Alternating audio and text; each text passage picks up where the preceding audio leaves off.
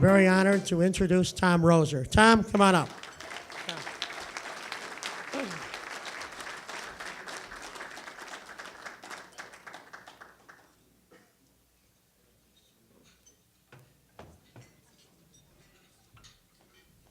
All I can say is when I was president, we would meet in a room about a third of this size.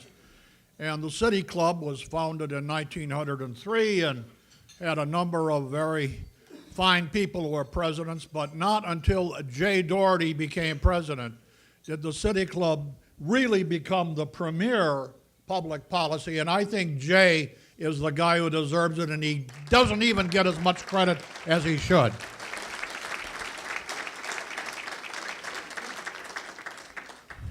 The history of Illinois contains a number of people who served in the legislature. There was one gentleman who came and in his first term, because the party was so weak, the Whig Party at that time, that's when I was an intern, they named this gentleman the minority leader of the State House. He went on to become President of the United States and one of our greatest presidents. Now, when we look at the legislature and the battles with the governor, I hope I could be pardoned by saying there is one grown-up in that group, and he is the man I'm going to introduce today. He's even-tempered, sweet-tempered, a leader, perspicacious. He's an incipient speaker, and I think maybe even an incipient governor. I give you Tom Cross. Thank you very much. Thank you. Wow. No, thank you very much, Tom. It's good to be here, and it's my first time with the City Club, I think. Maybe I've been here one other time, so I appreciate the opportunity to be here. And as I tell people, as somebody who just spent the last year in Springfield, pretty much every day, I'm really happy to be anywhere but Springfield. And I love Springfield. It's a very nice town. There are a couple of good restaurants, but it got a little old. But I'm looking at 08. We are now about 2.5 weeks into 08. We have not seen a lawsuit filed by either the Speaker or the Governor. We haven't had a special session, and we've had no fights. So I think 08 is turning into a pretty good year, at least for the first 2 weeks. I've tried to envision or try to suggest, or when people say to me, what's it like to be in a leaders meeting with 4 other people, the Speaker, the President, the Governor, Frank Watson, and myself, what's it like? And it's pretty hard to come up with a good comparison or analogy, other than, I don't know about you, I have 3 brothers, one of them who's here today, Scott Cross with Northern Trust. Scott, why don't you stand up? We used to go on family vacations in the back of a station wagon with 4 boys. And that's kind of like what's going on with the 5 of us. I mean, envision this. You can imagine 4 of us in the car waiting on the governor who hasn't arrived yet. Do you think anybody in that car might suggest that we ought to leave and not wait for him?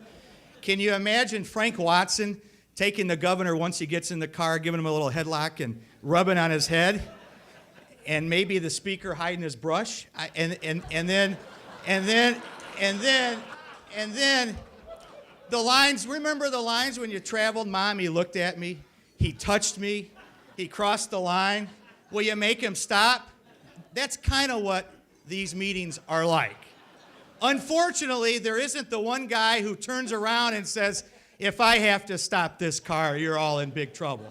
And that's what we unfortunately don't have right now. But that's kind of how it's gone.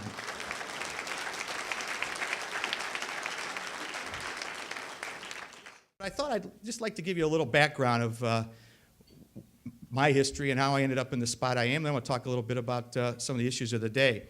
My mom and dad are both retired. My dad's a Methodist minister. My mom's was a teacher, principal, and ended up assistant superintendent out in Naperville. Both born and raised in Alabama. And I was born actually in Nashville. My dad was at Vanderbilt. And Methodist ministers move around a lot. And it's not uncommon to move from community to community. And we were in Alabama. They were, as I said, both born and raised there. We moved here up to Chicago in 1966 when I was 8. My dad wanted to make a change, and we ended up in West Pullman, 121st at Eggleston, 121st, 12130 South Eggleston. I don't know how I remember that. Emil Jones District. And we stayed there for a number of years, and we ended up at 55th and Paulina, over near Gage Park. I would have gone to school. And then, as happens in the Methodist Church, my dad, every year we would have annual conference. He came home in 1972 and said, "We're moving." And they never told Scott where we were moving, my brother. So the rest of us would move. But he said, we're moving to Yorkville, Illinois. And no one knew. I don't even know if my mom and dad knew where Yorkville, Illinois was. But it's Kendall County, and it's west near Aurora, out 88. And it ended up, for all practical purposes, being my home. He was there 9 years, ended up going to Elmhurst, then Oak Park and Bolingbrook, but I ended up staying there. I was in high school there. That's just the idea of, just so you get a feeling of Yorkville, I had 100 kids in my high school class. It was a very rural area. It's changing quite a bit now. But I happened to have a teacher there by the name of Denny Hastert. And my brother, I didn't wrestle, my brother did, in all honesty, very good wrestler, went down state twice. And so we got to know Denny, and he got to know our family, primarily because of Scott. And then I ended up coming back after law school and working in the state's attorney's office. And there was an individual in the state's attorney's office there that was the state's attorney and our Republican county chairman by the name of Dallas Ingemundson. And many of you may know Dallas. And the last thing on my mind, look, I had no political experience in my family, and the last thing on my mind was I was going to get active in any political way. I enjoyed being a prosecutor. But I started following Dallas around, and it was probably the best thing that happened to me. I watched him in the way he treated people. This was a time in Kendall County where we didn't have a state rep or a congressman or a senator because of until Denny came along, we didn't have anyone from our county that represented us. And if you had a problem in our county, you called Dallas. And the great thing about Dallas was he wasn't a scorekeeper. He wasn't looking for anything in return. He wanted to help people. And watching him, it was a great training ground. And so in 1992 comes along, I have an opportunity to run for the General Assembly. And I said to Dallas, I'd like to take a shot at running the General Assembly. And I didn't have any experience. He said, I think that might work, because I'd been started to get involved in campaigns at the time and helping Denny, and as I said, just following Dallas around. So I run in 92. And remember, Kendall County, even in 92, is a largely agricultural area, lots of farms at the time, a lot of people fishing, a lot of people hunting. Things worked out very well for me in my first race. I ran against an animal rights activist.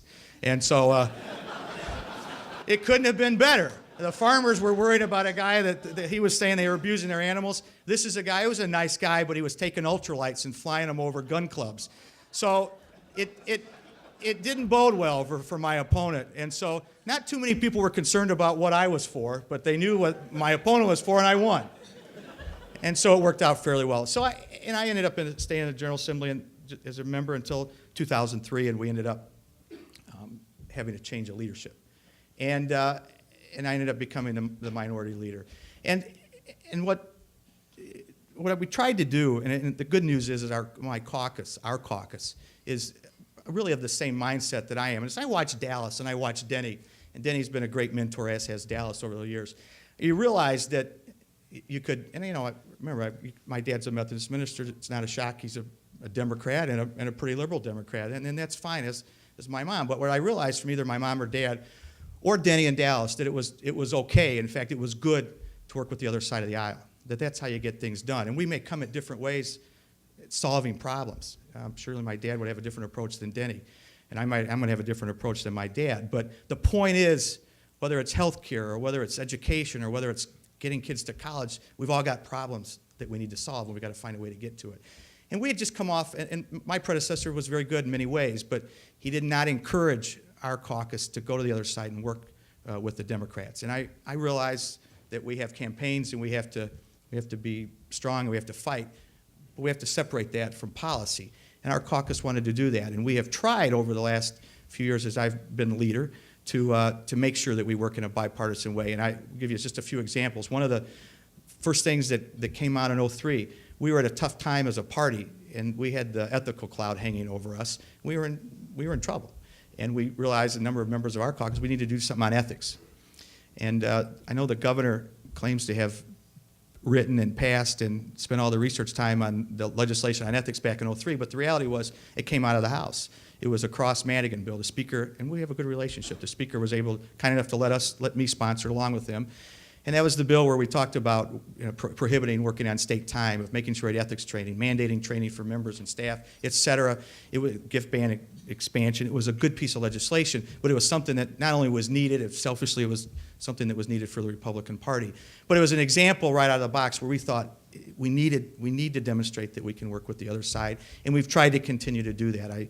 Jim Tyrese here, we've tried to do that on stem cell research. Not every Republican agrees with me on stem cell research, but those are issues with health care that make a difference. And just so you know, to be fair, I have a daughter, 14, Reynolds, and a son, Hudson, 11. Reynolds has type 1 diabetes, so that's somewhat also, I don't tell you that to look for sympathy, but to just give you an idea of what drives some of the things we do. And stem cells is an example where we can work together. Last year, there are a number of members in our caucus, Sandy Cole's here from Lake County. There are a number of people in our caucus that have been very good. I think of Sid Mathias on the mass transit issue, Beth Colson on ethics, and Jim Durkin on law enforcement issues. Last year we worked on an issue with Todd Strozier in the Chicago Bar Association, where ACLU had sued Cook County saying, you're not running your detention facility in the appropriate way or the correct way, and it really shouldn't be in control of the Cook County Board. We ended up changing that and transferring that over to the chief judge like every other county in the state does. And the list goes on and on. So it's important, and there are ways to get things done even in this climate, and we need to be focused on finding ways to work together. I want to just spend a little time on a couple issues that I think, and there are going to be a lot of issues this spring. We're going to talk about the budget.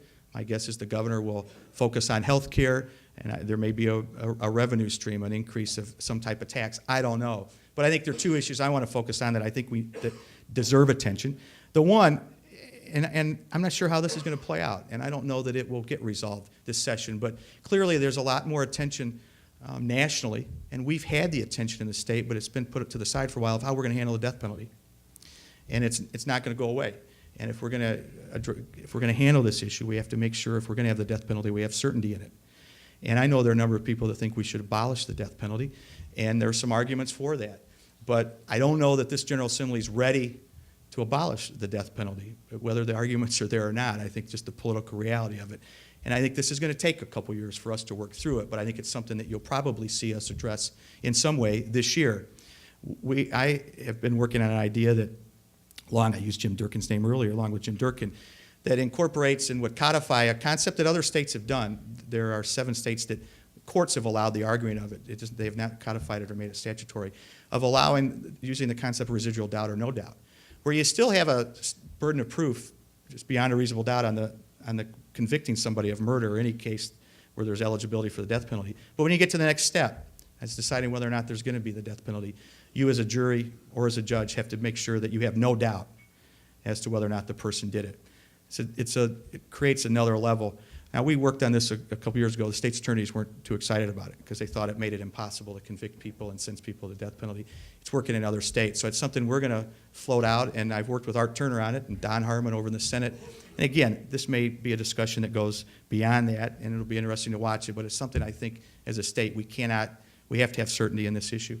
And you look at what we've done over the past, and I don't know how long the moratorium will be in place, depending on who we have for next governor. So I think it's an issue that'll be out there. The second thing I want to just focus on for a while is capital. And there's been a lot of discussion about it. And when I talk about capital, I'm talking about an infrastructure bill, a jobs bill, whatever you want to call it. There's been a lot of discussion on it over the last few months, and I found it interesting that there's almost, there's a linkage between capital and mass transit. And I want to make it real clear, and I didn't support Julie Hamos' bill. Julie Hamos, I thought, did an excellent, excellent job on handling the mass transit bill. She was open. She was receptive to different ideas. I didn't agree with everything in that bill, but she handled it very, very well. But there was criticism that people wanted to connect the two. And connecting or linking ideas is not uncommon to the Illinois General Assembly. It's not uncommon to the political process. And it's interesting to note that this linkage was not done by one political party. It was done by Republicans and Democrats, upstate and downstate. And while I want to also make it clear, we needed to do mass transit. We needed to do the operating side. There were some that maybe thought there was something cute in not passing it, but by and large, people understood that we needed to do the mass transit bill. The ramifications in this state, in this region, have been devastating. So we needed to do it. but connecting them, and perhaps the issue's moot because we're past the operating side, I don't think is as bad as some would suggest. I think it's appropriate. And I've often thought about if we didn't have the climate we had right now with all this divisive attitude and the feelings, animosity we have toward people, would we have been able to get them both done at the same time? And I think the answer is we probably could have. But there are some real benefits to taking on this capital bill and not taking on or passing a capital bill. I think there's some significant consequences. When you look at it from a jobs and economic standpoint, when you look at it from a safety standpoint, when you look at it from a federal match standpoint, there are huge benefits and reasons to do a capital bill. That doesn't even take into account improvements to look at the Olympics, keeping in mind also the Hamos bill only dealt with operations. And I think there are a number of people in the Chicago area, and it's nobody's fault. Ron Huberman and our Metro were very clear that we need to do capital. But I think there are a number of people that are riding on the trains who think that, wow, you solve mass transit, all's going to be good. We're going to get new buses, we're going to get new trains, there'll be no more slow zones. We don't have anything to worry about. It could be nothing further from the truth. We have got to make sure we do a capital bill. And when we're talking about capital, a number of you here have interest and understand this. We're not talking just mass transit, we're talking roads, we're talking schools, we're talking hospitals, we're talking environmental cleanup, we're talking airports, we're talking open space, we're talking state facilities, we're talking universities, we're talking community colleges. We have not done a capital bill in this state in 9 years. And so what happens is the needs continue to grow and the costs continue to grow. On the mass transit side alone, I think Ron Huberman, and I may be off on this number, he'll correct me or he'll let you know when he's here, talks about $6 billion in capital needs. And a lot of that is not just to expand or create new lines. A lot of it is to take care of what's known as rolling stock. We have trains that are outdated. We have buses that are over 500,000 miles where you've got breakdowns and you've got missed routes and you've got pollution concerns and you've got safety concerns. They ought to be put aside or put to bed after about 10 years. They're looking at 15 or 16 years. You've got these slow zones where trains crawl to 5 miles an hour. You can't let that go on. And then when you get to Metra, they want to look at the Star Line. We need to move people north and south. You're talking about going from Joliet up to Hoffman Estates and over to O'Hare. You've got the LaSalle Street line down to Crete that Jesse Jackson's talking about. You can't do that without capital. Then they've got an area that they call it the UP, I think it's A2 Interlocker, which is akin, I'm told, to the Hillside Strangler. There's so many trains that go through this area, they've got to reconfigure that. They need capital. They need several $1 billion to get those things done. And then you get to schools. Governor Edgar came up with a plan a number of years ago called School Construction Bond Program. And it was very, very successful. So if you're a school district and you pass a referendum, the state comes along and will kick in anywhere from a quarter to a third to half to pay for that. It makes it easier for school districts to pass referendums in areas that are growing, in areas where schools are old. We haven't funded that since our current governor has been in office. We need to do that. It also keeps the property taxes down in those districts. Then you look at state facilities, and you look at the universities, and that ranges from prisons. The U of I's got a building called the Lincoln Hall, and I was down there. I think it's Lincoln Hall. It is Lincoln Hall, and it could be a beautiful facility. You've got water coming through it. You've got animals running through it because we've just neglected it. We haven't had the money to do it. The list goes on and on with airports and with other state facilities, prisons. And you get to roads, and roads are probably equally as bad as the mass transit side. We've got 1,500 bridges in this state that are in worse shape than the bridge up in Minneapolis. You've got 350 bridges over 100 years old. You've got roads that I think I've got almost, Tim Hart would know this, almost 3,000 miles of roads that need maintenance, not even expanding, not even widening. And I'm a little selfish on this. I'm out in the Will County area, and you just look at Lake and McHenry and Kane and Kendall and Will, and the growth is humongous, huge out there.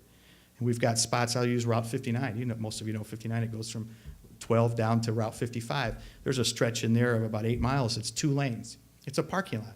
You can't move people. We are the second worst region in the country of moving traffic. So we need to look at it. We need to look at a capital bill from not only the road standpoint, from a job standpoint. 355. Actually, we quick to criticize the governor. Governor did a good job. and allowing the tollway and forcing the tollway to move forward on 355. That had to happen. But 355 is done, 294 is done, the Dan Ryan's done. With this economy, and whether it's the market or whether it's real estate, we can create a lot of jobs with just roads. For every $1 billion we spend on capital, we create 47,000 jobs. Also think about the ramifications of putting this off. The costs go up about 20% every 2 years. And then the final reason we need to do it, and this is just crazy that we haven't done it, we've got federal money sitting out there. That is just that if we don't access it, it doesn't get used. The congressional delegation is a little upset at us, and rightly so. I can't imagine the negotiations that'll go on at the federal level and congressional hearing when our congressional delegation is trying to get new money when we haven't even spent our old money. So we need to do a capital bill, and I think the evidence is there, and it can be good for jobs, it can be good for our overall regional economy, and it's from a safety standpoint we have to do it. Let me just finish up on that of how we do it, or how we may do it. There's been a good bit of discussion about gaming. And there are other ways, I guess, that we can look at it. The people talk about a sales tax or income tax. It seems to be that at least now the discussion is centered around gaming. And the problem is, or I guess you look at it as a problem, you've got different ideas. You've got anywhere from expanding positions at current facilities to the wide open approach the Senate sent over to us of Chicago, I think 3 new licenses, expanded positions. The bottom line at the end of the day in all of this is you've got to sit down. And the 5 of us, or some group of 5, maybe it's not us, maybe we pick 5 more people and say, why don't you go do it?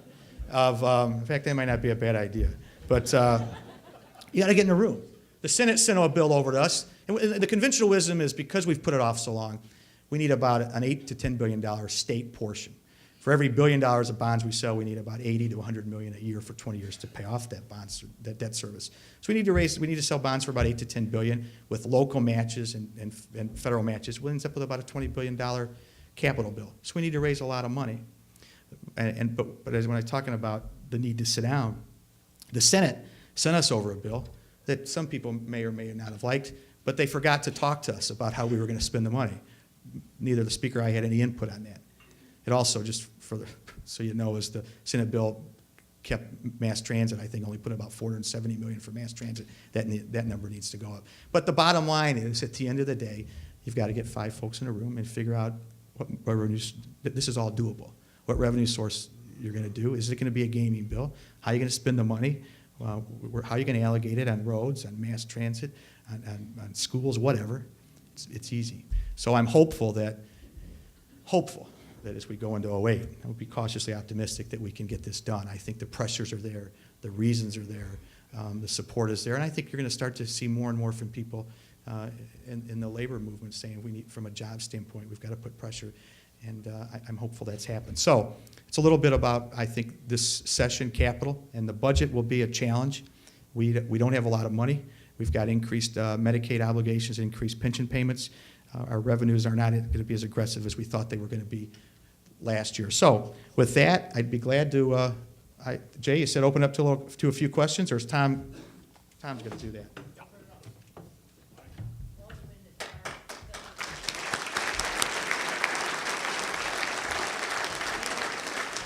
Are you going to answer the questions? Before you, we have a microphone over there for people to ask questions, and I have one. You're particularly close to the governor, very unusually so for a leader of the opposite party.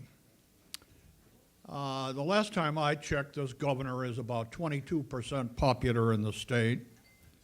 Tell us what makes him tick, will you? I have no idea. You know what? Real quick, I'll give you the answer on this. Rod Blagojevich, Tom Dart, Jay Hoffman, and Brent Hassler and I all came in together back in the 90s, and we got to know each other. We would go to dinner all the time, and we would help each other on legislation, and that's how we developed relationships. I'm not, and I thought it was good at the time. In fact, my dad used to come to Springfield. That's how I got to know Rod. He's baptized 2 of Rod's kids, the only 2 that we know about.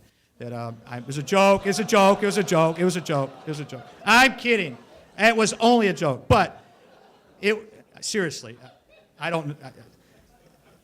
But the point is, that's how we got to know each other, and I kept a relationship with Rod, and I couldn't disagree with somebody more over the past year or two, the way he's done things. I think his style is bad. I think his policy's bad, and but he's a friend, and while we have healthy disagreement, we attack issues. We don't attack each other, and I don't have any idea what makes him tick. I'm sorry. One more question, and then we'll go right to you, and the question is simply this. You are very unusual as a leader because the Republican Party has been fractured with all kinds of ideological differences, and yet you are probably the most popular Republican leader with your constituency. People who are sort of right-wingers like me, people who are even left-wingers in the Republican Party, somehow understand that you are the kind of leader that they respect. Tell us what your secret is.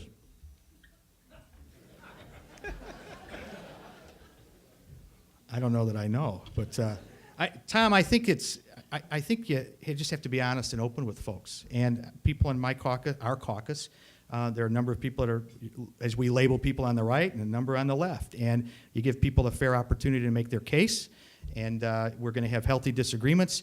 And as I said, you don't get personal. And we give everybody, we used to have in our caucus, we used to tell people, this is how you're going to vote before I was leader, and you've got to do this. Right now, we try to, we make a case on why we think someone should be somewhere, but they make their own decisions, and they advocate their positions. And I think an openness and a willing to listen and be respectful of different people's position is what you try to do.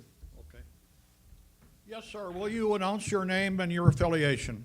Thank you. Peter Scosi with the Metropolitan Planning Council. First of all, thank you very much for coming today. I think you've accurately portrayed the need for a new capital program in Illinois. $6 billion for the CTA, $20 billion. It's a very large number. It's highly unlikely that even with the best efforts put forward, we will come up with a program that meets all of those needs. So the question is, would you support a process that would prioritize various projects based upon the impact they have either to the economy, to the environment? You can develop the criteria as the General Assembly sees fit.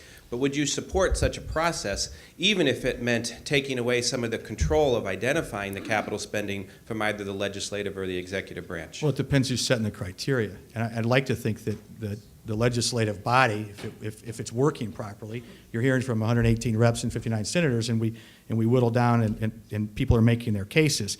Often in the past that has worked. It may not be ideal depending on the industry or the group looking for the money, but there's a lot to be said for a legislative process that's working and letting the CTA make their case and Metro make their case and the roads make their case.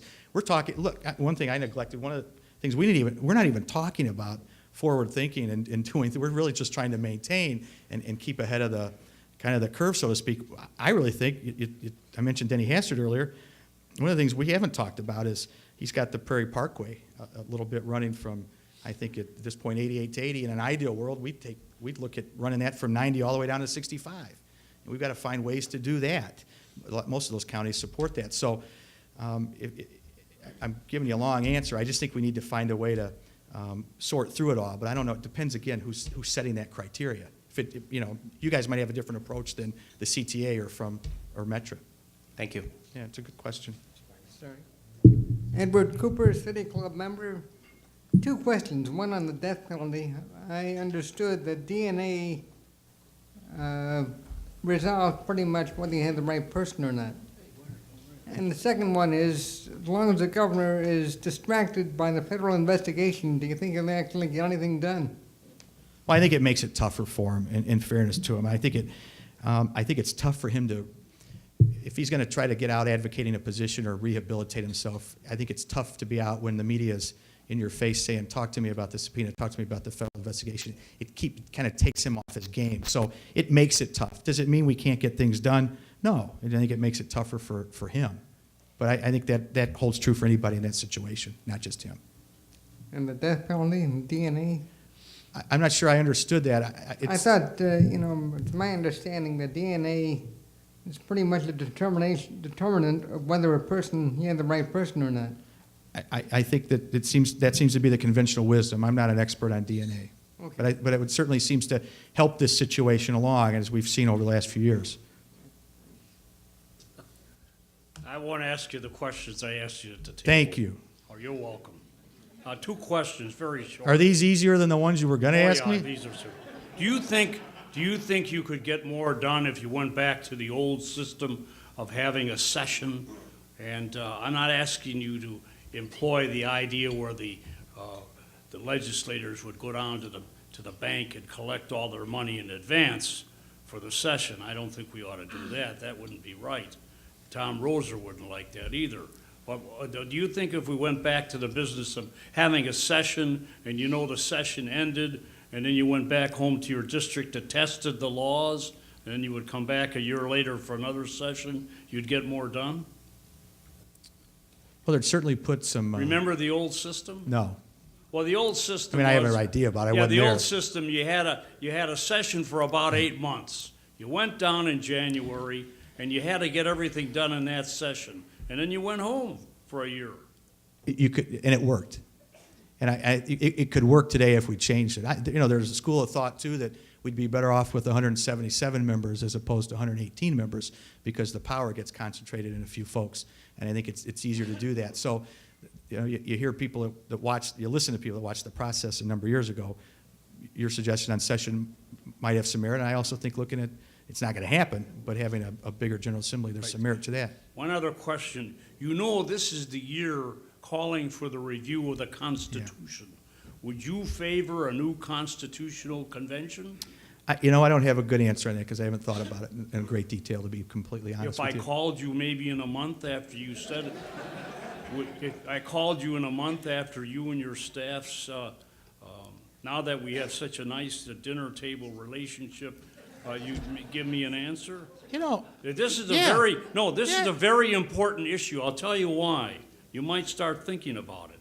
If they call for a new convention, you might have a lot of radical people going down and changing the convention, and you might not like the Constitution after you got through with it. I was talking to Nancy a little bit ago, but before the dinner or lunch. I think there's some good arguments to be made that right now it's a pretty good document. And I'm sure you could tell me 5 areas that aren't good, but I think it's generally, and remember, right now we're just in a state of almost hysteria where people are sick of government, and in many ways with good reason. But overall, I think, and I do, you give me a call, but I think at first blush, the document itself, the Constitution's in pretty good shape. Well, then maybe you wouldn't want. You may not. I don't want to prolong this. Everybody's getting aggravated. The point of the But we can matter invite them all to our dinner. No, the point is you may want to then start a movement not to have a convention. I think there are a few folks already starting that. But good questions. Thank you. Do you want my number? Bert, all right, I'll give it to you. Good afternoon. Yeah, thank you. Bill Seith, City Club member. First of all, I thought your answer to Tom's second question was great. My answer as a commercial pilot would have been, in order to fly an airplane, I need both a left wing and a right wing. So, but back to the discussion of the budget. I'll remember that. I guess one of my questions is, you were talking about ways to raise revenue to try to cover capital expenses and operating expenses and so on. But one of my biggest questions is, aren't there areas where we could significantly trim the budget, look at ways at saving costs, maybe consolidating or making agencies smaller, rather than spending as much money as we do on various things? Yeah. And if so, what would they be? If you were governor, what sort of Well, you're talking about two different things, and it's a good question. One, on the cutting of the budget, you're really talking about the general revenue side. And in '04, we ended up going into overtime. We ended up cutting the budget. I think every time you cut it maybe by 1% or 2%, you can save $300 or $400 million. And that's how we got ended up compromising on the budget in '04. We went into overtime. But what really I think people see general revenue on one side and capital on the other side of finding different. We don't have the money in general revenue to take care of a capital bill. So they're really two different things. And so you're looking for different ongoing revenue streams to pay off that debt service over 20 years. But there are always ways you can cut down a budget, but in many ways, a lot of the agencies are whittled down pretty low. And I think you would, it doesn't mean you can't get a little further, but there's some agencies struggling out there. Thank you. I have one more, Mr. President, before we go, and that is, I just thought of it. Given that former Senator Dawn Clark Nitsch regrets somewhat being the author of the amendatory veto in CONCON. What is your position on the amendatory veto as is practiced in Illinois, one of 7 states? And has the governor usurped some of that power by really making the legislature kind of irrelevant by writing and writing and writing, which is now in the courts? A good question. I think, Tom, and I'm not a constitutional scholar, but I think to a certain degree, it's okay to give the governor some power to clean up a bill and mandatorily veto it. Obviously, when you take that step of almost rewriting it, that's where we have problems. The Speaker has ruled, since the governor's been in office, several times, on more than several occasions, that he has exceeded his authority and not let it go forward. I actually thought there were some arguments to be made that this last round of the free rides exceeded his authority. The Speaker, and I understand the situation he was in, we needed to get this done, but I think there were some arguments to be made that he exceeded that authority. So a Speaker or the President of the Senate can nip that in the bud where he goes too far. Chair, seeing no other questions? Told her not to do that because what it does, Jay, give him a hand right now.